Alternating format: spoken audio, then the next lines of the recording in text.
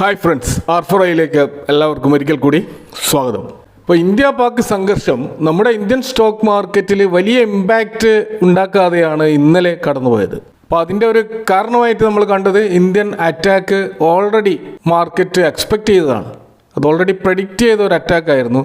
അപ്പോൾ അതിൻ്റെ ഭാഗമായിട്ടുള്ള ഒരു ഡിസ്കൗണ്ട് ഓൾറെഡി മാർക്കറ്റ് മുമ്പേ തന്നെ നടത്തിയതാണ്. അതുകൊണ്ട് തന്നെ ആ മൂവ് നമ്മുടെ മാർക്കറ്റിനെ വലിയ തോതിൽ ബാധിച്ചില്ല.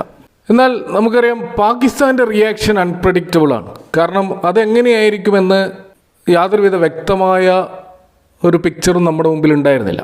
കാരണം പൊതുവേ വീക്കായിട്ടുള്ള ഒരു എക്കണോമി, അതേപോലെ വലിയ ലോകരാഷ്ട്രങ്ങളുടെ പിന്തുണയില്ലാത്ത ഒരു പൊസിഷനിൽ നിൽക്കുന്ന പാകിസ്ഥാനെ സംബന്ധിച്ചിടത്തോളം ഇന്ത്യ അറ്റാക്ക് ചെയ്യുക എന്നുള്ളത് ഒരു ആത്മഹത്യാപരമായിട്ടുള്ളൊരു കാര്യമാണ്. അതുകൊണ്ട് തന്നെ വലിയ തോതിലുള്ള ഒരു അറ്റാക്ക് പാകിസ്ഥാൻ നടത്തില്ല എന്നുള്ള ഒരു പ്രതീക്ഷയിലാണ് പൊതുവെ നിൽക്കുന്നത്. എന്നാൽ പാകിസ്ഥാൻ്റെ ഇന്നലത്തെ റിയാക്ഷൻ, അവർ വളരെ അഗ്രസീവായിട്ട് ലൈൻ ഓഫ് കൺട്രോൾ റീജിയനിൽ സിവിലിയൻസിന് നേരെ ക്രോസ് ബോർഡർ ഷെല്ലാക്രമണം നടത്തുകയും 15ഓളം സിവിലിയൻസ് കൊല്ലപ്പെടുകയും ചെയ്തത് ആ യുദ്ധത്തിൻ്റെ ആ ഒരു നോൺ എസ്കലേറ്റിംഗ് നാച്ചുറെ ഇല്ലാതാക്കി. അതിപ്പോൾ ഒരു എസ്കലേറ്റിംഗ് നാച്ചുറിലേക്ക് പോവുകയാണ്. ഇന്ത്യ പാക് സംഘർഷം ഒരു ബോർഡർ ക്ലാഷിൽ മാത്രം ഒതുങ്ങി നിന്നിരുന്ന ആ ഒരു ഘട്ടത്തിൽ ഇപ്പോൾ അത് ഒരു യുദ്ധത്തിൻ്റെ ലെവലിലേക്ക് വഴിമാറുന്നതായിട്ടാണ് നമുക്ക് കാണാൻ കഴിയുന്നത്. ഏറ്റവും ഒടുവിൽ ഗവൺമെൻറ് അനൗൺസ് ചെയ്തത് ഇന്ത്യൻ ആംഡ് ഫോഴ്സസ് അവർ പാകിസ്ഥാൻ്റെ എയർ ഡിഫൻസ് റഡാറുകളെയും മൊത്തം അവരുടെ ആ ഒരു ഡിഫൻസ് സിസ്റ്റത്തിനെയൊക്കെ മൾട്ടിപ്പിൾ ലൊക്കേഷനിൽ പോയിട്ട് ഇന്ത്യ അറ്റാക്ക് ചെയ്തിരിക്കുകയാണ്. അപ്പോൾ ഡ്രോൺ വഴിയുള്ള ശക്തമായ ആക്രമണം വളരെ സ്ട്രാറ്റജിക് ആയിട്ടുള്ള മേഖലകളിൽ ഇന്ത്യ നടത്തിയതായിട്ടാണ് റിപ്പോർട്ടുകൾ സൂചിപ്പിക്കുന്നത്. അപ്പോൾ ഇന്ന് നിഫ്റ്റിയിൽ ഒരു എക്സ്പയറി ഡേ ആയിരുന്നു. അപ്പോൾ പക്ഷേ ആ ഒരു എക്സ്പയറി ഡേയുടെ വളറ്റിലിറ്റി ഒന്നും ഇല്ലാതെ ഒരു നേർരേഖയിലായിരുന്നു നമ്മുടെ നിഫ്റ്റിയുടെ ചാർട്ട് പോയിക്കൊണ്ടിരുന്നത്. അത് ഏറ്റവും അവസാനമാണ് അൺഎക്സ്പെക്റ്റഡ് ആയിട്ടുള്ള ഒരു ഫോളിലേക്ക് പോയതായിട്ട് കാണാം. അവസാന നിമിഷം 140 പോയിൻറ്റിൻ്റെ ഒരു ഡൗണിലാണ് മാർക്കറ്റ് ക്ലോസ് ചെയ്ത് 24,273 എന്ന ലെവലിൽ നിഫ്റ്റി ക്ലോസ് ചെയ്തിരിക്കുകയാണ്. അപ്പോൾ മാർക്കറ്റ് വൈഡ് സ്റ്റോക്കുകൾ നമ്മൾ നോക്കിക്കഴിഞ്ഞാൽ ഏകദേശം 63% സ്റ്റോക്കുകളും ഇന്ന് ഡിക്ലൈൻ ചെയ്തു. 33% സ്റ്റോക്കുകൾ മാത്രമാണ് അപ്സൈഡ് പോയതെന്ന് കാണാൻ കഴിയും. അപ്പോൾ ഇന്ത്യൻ മാർക്കറ്റിൻ്റെ ആ ഒരു വളറ്റിലിറ്റി സൂചികയായിട്ടുള്ള ഇന്ത്യ വിക്സ്, അത് നമ്മൾ കാണുന്നത് ഇപ്പോൾ 21 എന്ന ലെവലിലേക്ക് വന്നതായിട്ടാണ്. അപ്പോൾ നമ്മൾ അമേരിക്കയുടെ വിക്സും ഇന്ത്യയുടെ വിക്സും തമ്മിലൊന്ന് താരതമ്യം ചെയ്ത് നോക്കിക്കഴിഞ്ഞാൽ കഴിഞ്ഞ ഒരു മാസം അമേരിക്കയുടെ വളറ്റിലിറ്റി ഇൻഡെക്സ് വളരെയധികം ഉയരുകയും അത് അബ്നോർമൽ ലെവലിലേക്ക് പോവുകയും ചെയ്തിരുന്നു. അവിടെ നിന്ന് അതിപ്പോൾ 57% താഴോട്ടേക്ക് വന്നിട്ട് നോർമലൈസ് ചെയ്തുകൊണ്ടേയിരിക്കുകയാണ്.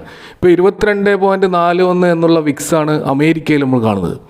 അപ്പോൾ ഇന്ത്യൻ വിക്സ് വളരെയധികം സ്റ്റേബിളായിക്കൊണ്ട് 15-ൽ താഴെ എന്നുള്ള വളരെ കംഫർട്ടബിളായ ലെവലിൽ എത്തിയിരുന്നു. അവിടെ നിന്നാണ് ഇപ്പോൾ തിരിച്ചിട്ട് 21 എന്നുള്ള ആ ഒരു ലെവലിലേക്ക് പോയിരിക്കുന്നത്.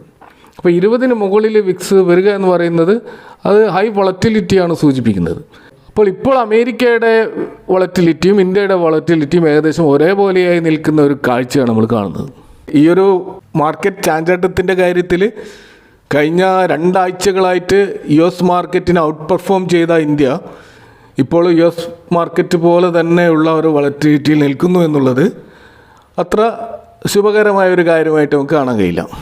മറ്റൊരു പ്രധാനപ്പെട്ട ഇഷ്യൂ നമ്മൾ കാണുന്നത്, ഒരു ട്രെൻഡ് ചേഞ്ചിങ് ആയിട്ട് കാണുന്ന ഒരു കാര്യം, ഇന്ത്യൻ റുപ്പിയുടെ ഒരു വീക്ക്നെസ് വീണ്ടും ആവർത്തിക്കുന്നു എന്നുള്ളതാണ്. ഇപ്പോൾ നമുക്കാണെങ്കിൽ ഏപ്രിൽ 30-ന് 84.59 എന്നുള്ള ഡോളറിനെതിരെയുള്ള ഇന്ത്യൻ റുപ്പിയുടെ വാല്യൂ ഇപ്പോൾ അത് കാണുന്നത് 85.54 എന്ന ലെവലാണ്. 1% ഒരു മൂവാണ് ഉണ്ടായിട്ടുള്ളത്.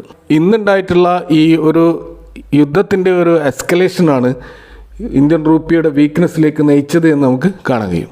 ഇത് കൂടാതെ ഇന്നലെ അമേരിക്കയിൽ നിന്ന് വന്നിട്ടുള്ള FOMC മീറ്റിങ്ങിൻ്റെ ഔട്ട്കം, അതും നമ്മുടെ മാർക്കറ്റിനെ വലിയ തോതിൽ താഴോട്ട് കൊണ്ടുപോകുന്നതിൽ പങ്കുവഹിച്ചിട്ടുണ്ട് എന്ന് നമ്മൾ സംശയിക്കേണ്ടിയിരിക്കും. കാരണം US ഫെഡ് മീറ്റിങ്ങിൻ്റെ ഔട്ട്കമ്മായിട്ട് വന്നിട്ടുള്ളത് അവരുടെ ഇൻട്രസ്റ്റ് റേറ്റ്സ് അത് അൺചേഞ്ച്ഡ് ആയിട്ട് 4.25 4.5 ആ ലെവലിലേക്ക് അൺചേഞ്ച്ഡ് ആയിട്ട് നിൽക്കുമെന്നാണ് ചെയർമാൻ ജെറോം പവൽ പറഞ്ഞത്.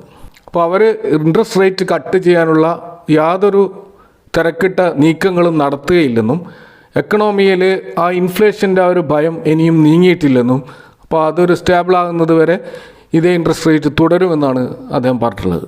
ഇപ്പോൾ നിലവിലുള്ള ഈ ഗ്ലോബൽ അൺസർട്ടനിറ്റിയും അതേപോലെ തന്നെ ട്രേഡ് വാറും അതുപോലെ എക്കണോമിക് സ്ലോ ഗ്രോത്തും അതുപോലെ ഇൻഫ്ലേഷൻ ട്രെൻഡ്സും ഒക്കെ സൂചിപ്പിക്കുന്നത് ഇപ്പോൾ ഒരു റേറ്റ് കട്ടിന് അനുകൂലമല്ലാത്ത സാഹചര്യമാണ് അമേരിക്കയിലുള്ളത് എന്നുള്ളതാണ്.